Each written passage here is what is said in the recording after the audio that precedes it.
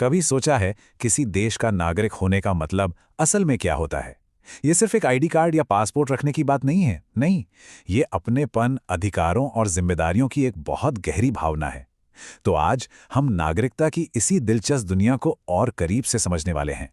तो चलिए देखते हैं कि आज हम इस सफर में क्या-क्या जानेंगे। सबसे पहले समझेंगे कि नागरिकता है क्या, फिर संपूर्ण और समान सदस्यता के आइडिया को देखेंगे, अधिकारों के लिए जो संघर्ष हुए हैं उनके बारे में जानेंगे और आखिर में परीक्षा में काम आने वाले कुछ जरूरी पॉइंट्स पर भी गौर करेंगे। चलिए, तो फिर शुरू करते हैं सबसे बुनियादी सवाल से। ये नागरिकता यानी सिटीजनशिप आखिर है क्या? इसे ऐसे समझिए कि ये वो नींव है जिस पर हमारे सारे अधिकार टिके होते हैं।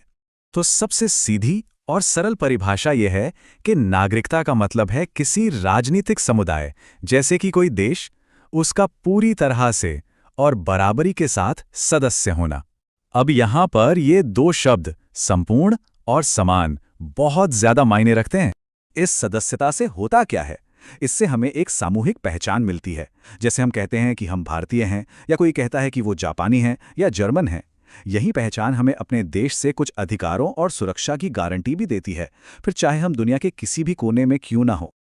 अच्छा, अब सवाल ये उठता है कि जब हम संपूर्ण और समान सदस्यता की बात करते हैं, तो क्या असल जिंदगी में भी ऐसा ही होता है? क्या सच में सभी के लिए ये सदस्यता बराबर है? इस बात को समझने के लिए एक बहुत ही बढ़िया उदाहरण है एक भीड़ भरी बस का। जरा सोचिए, जो लोग बड़ी मुश्किल से धक्का मुक्की करके बस में चढ़ जाते हैं, अक्सर वही लोग अंदर पहुंचते ही दरवाजा बंद करने लगते हैं ताकि कोई और ना चढ़ पाए। ठीक बिल्कुल इसी तरह जब किसी शहर या राज्य में नौकरी या दूसरी सुविधाओं की कमी होती है, तो वहां पहले से रह रहे लोग बाहर से आने वाले लोगों का विरोध करने लगते हैं, भले ही वो आने वाले लोग भी उसी देश के नागरिक क्यों ना हो। मुंबई मुंबईकरों के लिए जैसा नारा इसी सोच को दिखाता है, जो समान सदस्यता के आइडिया के लिए एक चुनौती है। और ये कार्टून हमें असली तस्वीर दिखाता है। एक पल के लिए सोचिए, हमारे शहरों की जिंदगी उन प्रवासी मजदूरों के बिना कैसी होगी जो रोज हमारे लिए काम करते हैं। सफाई से लेकर बड़े बड़े कंस्ट्रक्शन तक हर काम में उनका हाथ है। तो फिर उन्हें बाहरी कहना क्या ये सही है? चलिए अब बात करते हैं अधिकारों की। एक बात हमेशा याद रखनी चाहिए, आज हमें जो भी अधिकार मिले हैं वो हमें किसी ने तोहफे में नहीं दिए।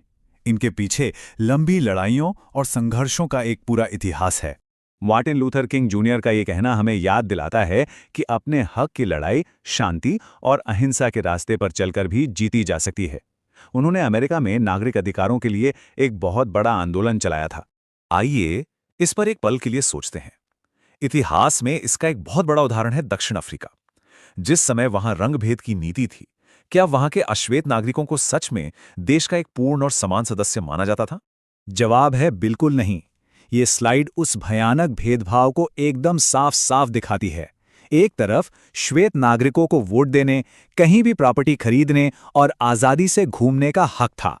वहीं दूसरी तरफ अश्वेत नागरिकों को इन सभी मूल अधिकारों से दूर रखा गया था।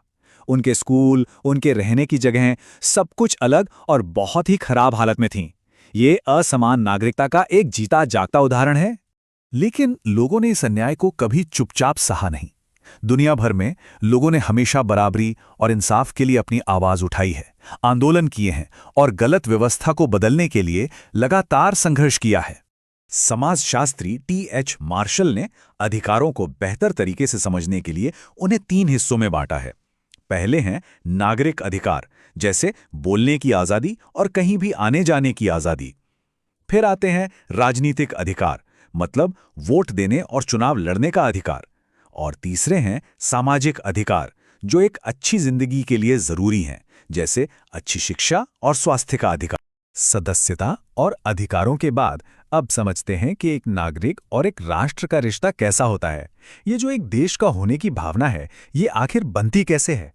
कोई भी देश अपने अलग अलग तरह के लोगों के बीच एक जैसी पहचान बनाने के लिए कुछ प्रतीकों यानी सिंबल्स का इस्तेमाल करता है, जैसे कि हमारा राष्ट्रीय ध्वज, हमारा राष्ट्रगान, एक राष्ट्रभाषा या कुछ खास त्योहार।